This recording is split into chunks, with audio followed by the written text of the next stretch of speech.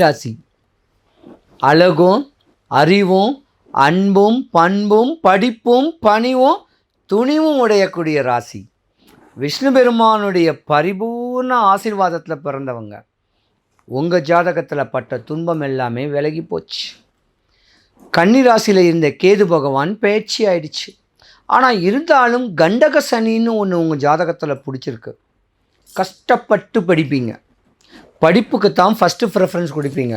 படிக்கணும், double degree triple degree வாங்கணும், படிப்பிலேயே concentration இருந்தவங்க இல்லற வாழ்க்கை மேலே ஆசை வராது. ஆசை வரும்.